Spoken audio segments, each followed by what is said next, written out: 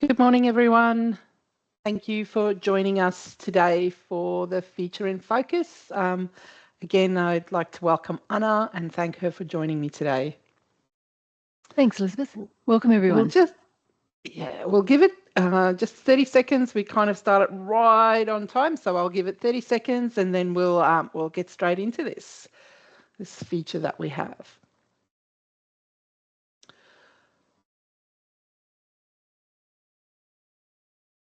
Okay, so before we start, I'd like to acknowledge the traditional owners on the lands of which we meet today, and I'd like to pay my respect to elders past and present.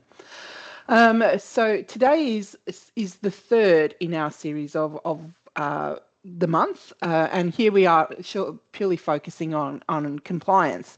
So when we spoke in the first week, we were all about how do we do that, what are the musts that we must schedule in all of our registers, and then we looked at how all of those things relate to the different registers within Logic, thinking about contracts, thinking about assets. And what we're going to talk about today is how to make it super easy for you as an organisation to schedule all of those tasks that are the requirements.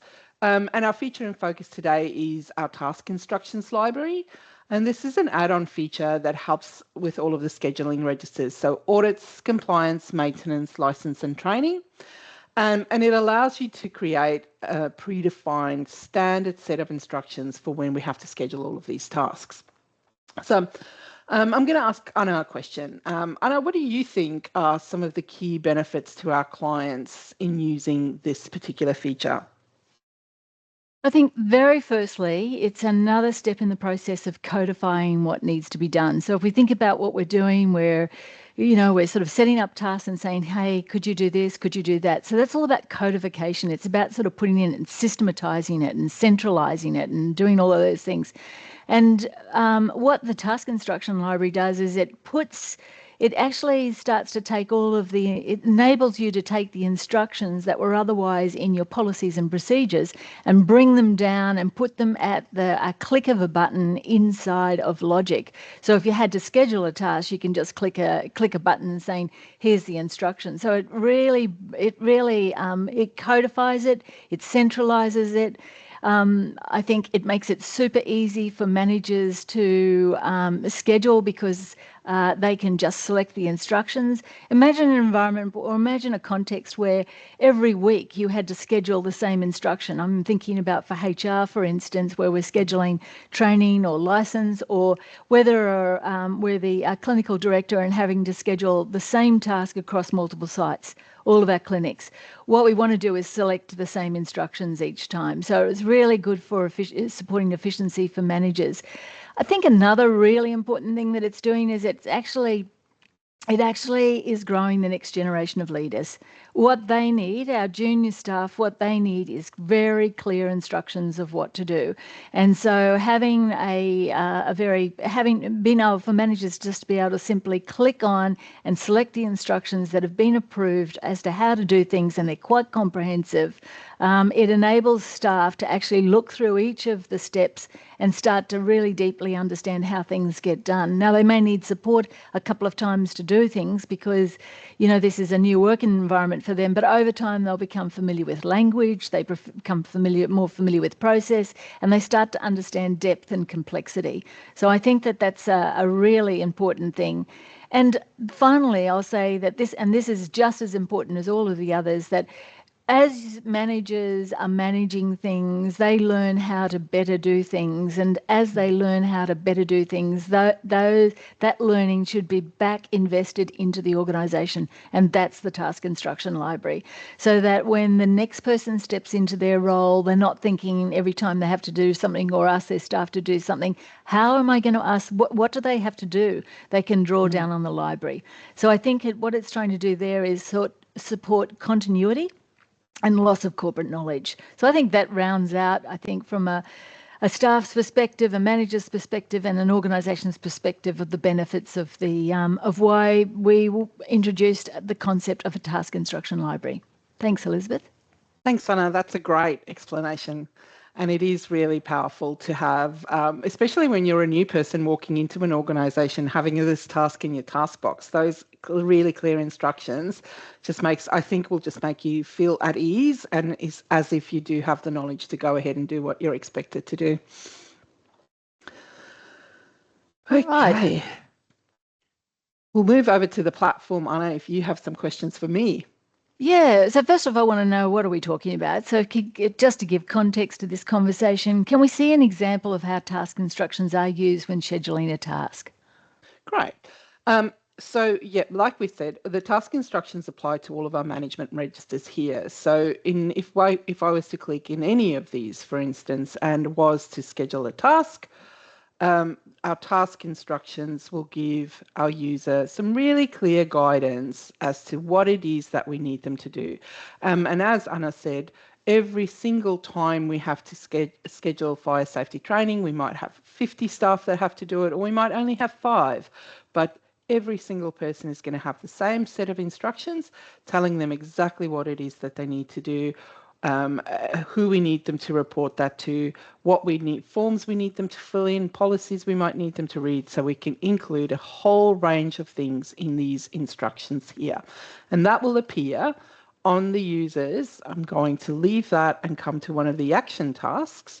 Those instructions will appear on their action form. So again, the user will have some really clear guidance around how the organisation expects them to complete this task. Okay, Elizabeth, so where is the library? You've just pulled down something, but I want to know where it is. Where is the library? Yep, so people who want to access the task instructions library will need admin access. And if you click on your name in Logic and come to admin mode, you'll find that the task instructions library is almost at the bottom of the screen. And when you click on that, depending on the number of registers you have that include task instructions, you'll see the range of instructions that are already imported into your library, and you can access those. Oh, right. So you're saying, you're indicating, Elizabeth, that when people turn on the feature, that there are example instructions already have been added to the platform.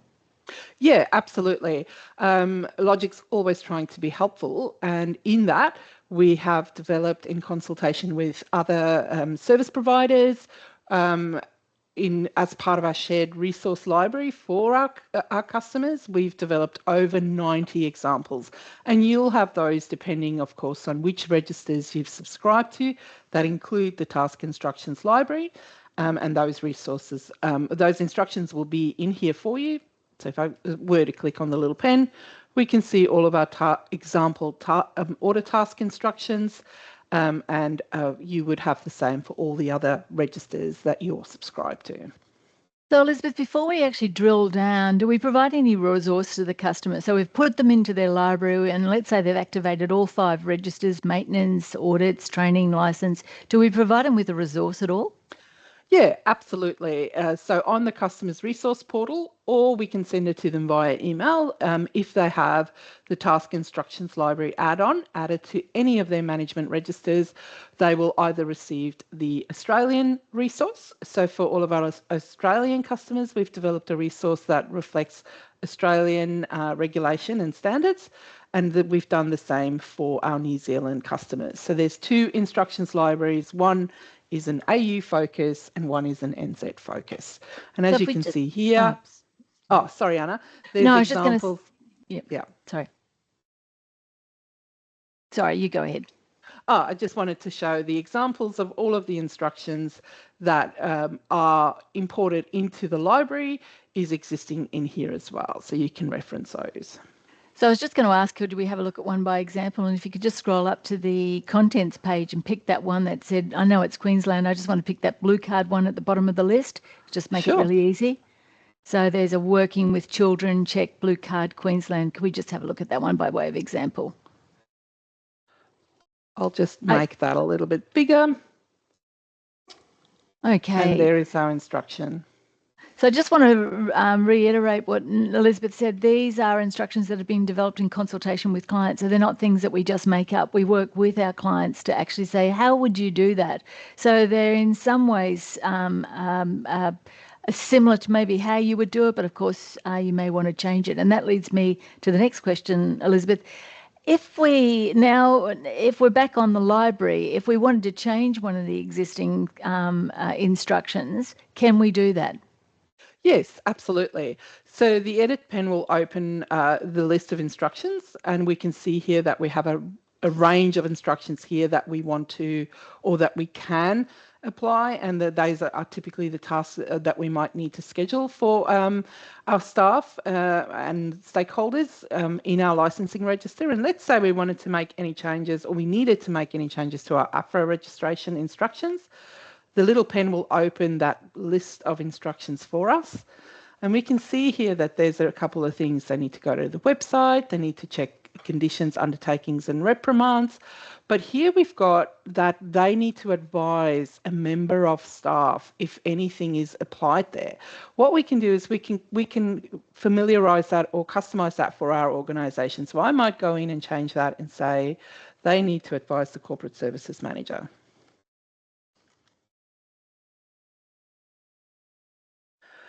And then if I click OK that and press save, that will be my instructions for that particular licensing task moving forward. Okay, Elizabeth, but can we add our own? Oh, absolutely. So you have all of the example resources here, and as you can see, you can also delete these if they didn't apply to you. But for organisations that have very specific additional tasks, it might not be something clinical, might be something different that we want to schedule. We might do specific checks weekly. We can definitely add our instructions. So what we want to do is have a name, because that's what we'll select from in the drop-down list in any of those registers. And then we want to include our instructions. And we do have 2,000 characters there, so you can see that the instruction list can be quite comprehensive. Once you finalise writing those instructions, clicking OK and clicking Save at the bottom right-hand corner of the form will ensure that those instructions are able to be picked up the next time you schedule an item. Okay, so here's a question. I've gone back in. I've done the app for registration. I've used it a number of times, and I found that there was a sort of something that we could have done better or differently. And so I come back into the task instruction library and I update it to reflect the learnings that we've gained. Does that then change all of the instructions that I've applied to tasks over on the licensing register? No, it doesn't. You will need to go back into those tasks and update them to reflect that new instruction as you come as for any open tasks. As you schedule a new task, of course, it will have your new instructions with your learnings, but anything that you want the new learnings to apply to that's already in a schedule, you will just need to deselect and reselect that instruction, and that will reflect the new instruction. So could we do that for the APRA registration over on the licensing register? I know now you've put the corporate services manager in as the reporting position. Yep. Great. So if I was to, for instance, click on Rob's AFRA registration here, I can see that Rob still has the instruction that says insert name of position. Great. And all I can do is deselect. And if I reselect, now it's not doing it for me. I must not have pressed something. Yeah, there you've got it. Yeah, press the corporate services manager. So that's the only thing we need to do. Deselect, reselect, and press save, and the new instructions will be what the user has or the action officer has to comply with when they complete their task. So I know that they're all higgledy-piggledy on that register. Could we go to the schedule and just demonstrate the how to find them as a group so that we know that we're going to be systematic in the way that we change them? Yep, so we can either search for them or we can use our filter and look for all of our particular type that we want to update, and we'll find that we only have that one So we know that we've updated that.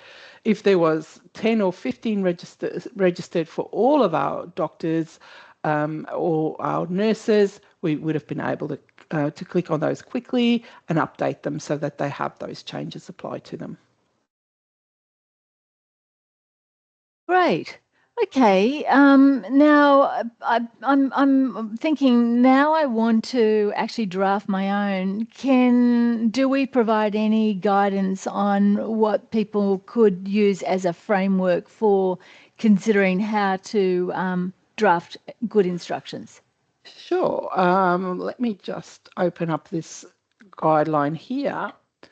And we will make this available to all of the participants today to have a look at and work through as they as you plan to draft your own instructions. But what we did do here is we did set up a little bit of a framework of things that you should consider when you are drafting these instructions. So on the left-hand side is the category. So what is it that we're doing? The second column here is our framework, and then on the right we do have some draft instructions in there that you can have a look at. But I think in the first instance what is really important is to understand what the task is. What is it that we're asking this action officer to do? What is the frequency that they have to do that at? And what is it that we need them to verify or to check or to undertake during that particular task? Next, it's really useful, and you'll see as you work through your own examples of these task instructions that at all times not all of these categories will be applicable, but if you do work through them systematically, you are bound to write really clear, useful instructions that can continue to be developed throughout the life cycle of this task. But next we want to know if there needs to be any coordination. Does the action officer need to work with anyone? Do they need to get information from anyone?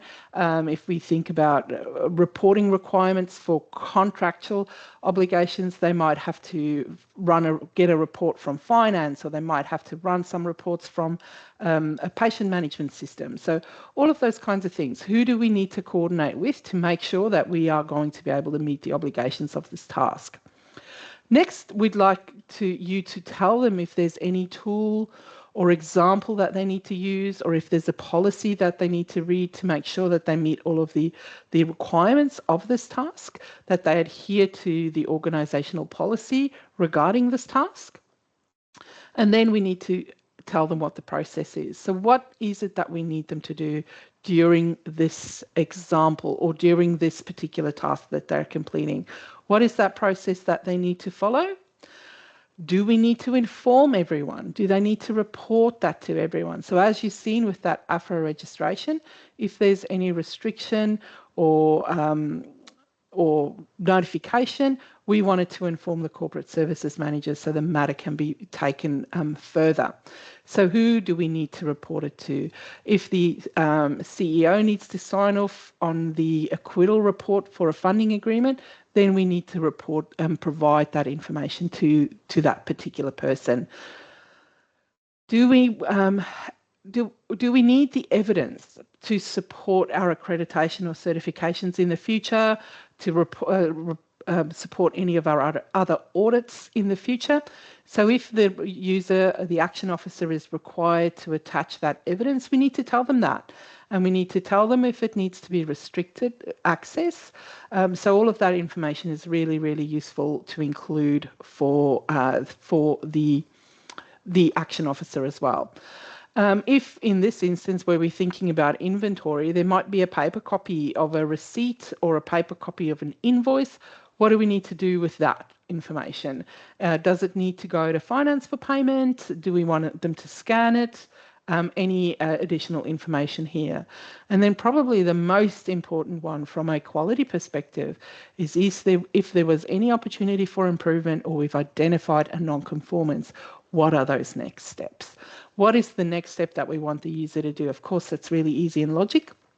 If our audit's an improvement, if we have the audit and the improvement register, we can link those alongside straight from the form, but it is really important to advise and support the action officer to really have a clear understanding of what it is that they have to do next in that event.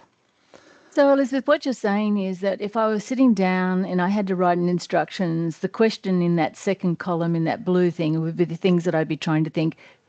What is the task? Does it need to be coordinated with anyone? Is there a tool to guide the process? What is the actual process? Does anyone need to be informed? Do they need to attach records? What do they need to do with the paper records? And do we want to give them any instructions around non-conformance? I should be thinking about that as I draft the instructions. Is that what you're Absolutely. saying? Yes, yes, Mm. it is what I'm saying, Okay. because this is going to reduce the number of times that someone's going to have to come back and say, I've done this, what's next? Or the audit or the task's already closed, and then we realise we had an opportunity to change something here, or we didn't meet a requirement, and now what do we do next? So it's really important to think about this from all of those different aspects in the framework to ensure that we write clear instructions that are going to lead to good outcomes. Okay, and so before we go and have a look at the examples, I just want to make the point to everyone that draft your own framework. This is just an example. It may not fit every time as well, as Elizabeth said. Sometimes you ask the question and it's not relevant to the task, but there also we may have missed some key questions here. So that your framework should have all of the possible things that you might want to include in instruction. And each time you're drafting in a thing, it's just a prompt. It's just do I need to include anything about this? Do I need to include anything about this? It makes it really super simple to draft the instructions if you've got a guide. Elizabeth, can we go back now to the platform? And if I was going to schedule something on the compliance register, can you just give me a sense of the scope of things that it would be, where it would be really beneficial to have instructions already set up? Oh, yeah, absolutely. And I'll continue with this example that we've used here for the AFRA registration. If your organisation, and it's not just that, but if your organisation has a requirement for all of your staff to undertake certain trainings or other licensing requirements, it makes it really easy to schedule those. Yeah. So again, if I look at this particular example here, what we want to do is we want to schedule the AFRA registration. And now I can see that it aligns quite well with my set of instructions, so I know exactly which piece of instruction to pick up. But I want to schedule that for all of our general practitioners. So I can very quickly just make sure that I select them all and the task will be generated for all of them at the same time. If I had a policy or a procedure that was highlighted in my instructions that I needed to attach, and that was in my document register, of course, I can do that from here. And then I can simply continue to schedule their task. Their instructions are, or their AFRA registration is due by the 30th of September. We can give them 30 days notice to do that. And we can give the approval officer 10 days post for them to get their registrations through. This is an annual requirement, and it's always due on that particular date, and we don't want that to end as long as it's part of the legislation. And what I can see here now is that those 3 people are going to get their tasks generated, and I've only had to do it once, and we'll ask Harper to approve that. So Harper will be the checker. She'll ensure that all of these instructions have been followed. And we'll assign that to our EMT to manage, and all users can see access. And now I'm ready to submit that task into the workflow. So really quickly, by really clear instructions and the option to schedule this for multiple people at once that all have the same expiry date, I was able to schedule for 3 people in quite a short amount of time.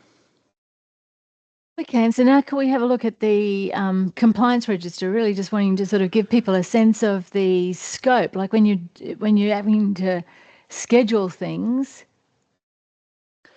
Great.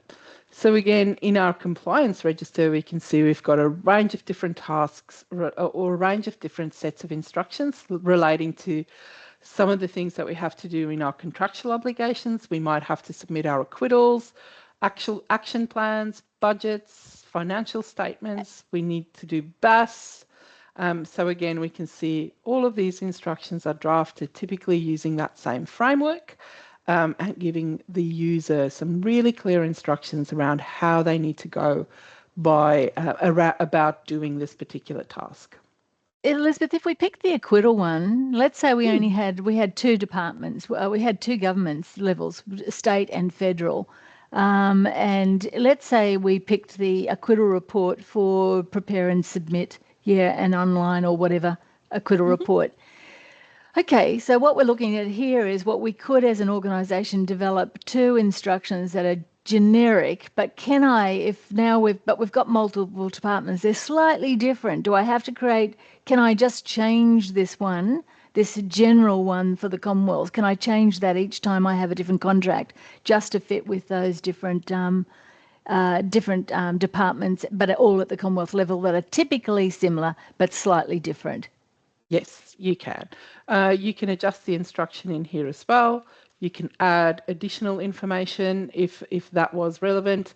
If the template for a particular department is attached to the task instead of in your document register, for instance, you can advise. So this can still be the basis or the framework of that particular set of instructions, but absolutely you can continue to make some changes to ensure that it meets the obligations of the particular task for the particular department or using a particular tool. So this really is for organisations. This is where you can realise efficiency, because what you're doing is you're pulling down a general framework that the organisation has agreed to in relation to acquittal reports, let's say for the Commonwealth contracts, and then they can be just tailored to meet the specific contractual requirement. But you've got an overarching framework that has been agreed to.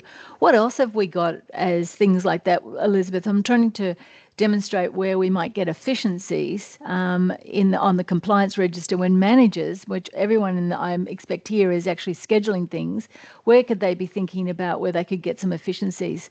So some of these are one-off tasks like your BAS and other things, but there are other things I think here where, for instance, multiple clinics, the stock take one. Yeah, the stock take and ordering of vaccines and medical consumables, that's the same set of instructions across a range of different clinics, for instance. So again, we have becomes a really quick and easy process. Typically, if you do need to do performance appraisals for staff, supervision for a range of different staff members, the same set of instructions can be, or the same framework, like we said, can be used with slight nuances through everything. And if we we could schedule that for the clinic managers. For each of those individual clinic managers, they'll receive the same set of instructions around the stock take of the medical consumables. We'll schedule the compliance task. 3 different people will have to do the same task following the same set of instructions, but it will be relevant for their specific clinic. But again, real efficiencies, we don't have to do the same task 3 times. We can do it once and allocate the task to 3 people. But I do note that there's different people to report to. So if we do use that group functionality that you're talking about, if we just go up to that task instruction, we'd need to open it up just to slightly tailor it. We've got positions that would have to be reported to, business areas that might be different, for instance. Yes. So then we'll change those. But where it is something that's really the same process that needs to be followed across the organisation for multiple people, this is really useful because we can schedule it for multiple people at the same time then. And I just want to point out that if you are, and we do have a lot of clients with multiple clinics, if you do have multiple clinics, the benefit of actually using the same instructions, obviously tailored to each of the sites, but the benefit is that all of a sudden now you've got standardisation across the clinical environment, for instance, which means now we do it always the same way. So if we get learnings from one clinic, we can apply them to others. So there's real benefits there in standardisation and centralisation. Okay. Thanks, Elizabeth. No problem.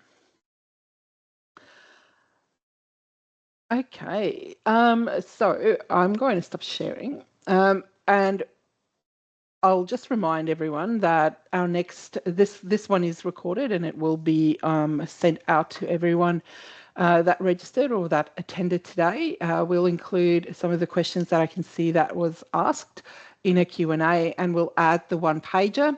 as well. We have lots of information to share today. And the next week's is the clinic. So next week is your opportunity to bring any concerns that you might have or anything that you didn't quite understand throughout these 3 weeks or any questions that you have. Bring that to us to me next week. That session isn't recorded, and it's a great opportunity for us to just have a conversation about your particular experience or your organisation's experience. And it will be great to have as many of you there as we possibly can get, because it builds our community and it gives us all an opportunity to understand how other people do the same thing. I just want to say I'm sorry I missed the questions. I don't know why they weren't popping up on my screen. That's my role, is to prompt, and I'm really sorry about that, because I think that the questions are really important. I'm sorry, very sorry.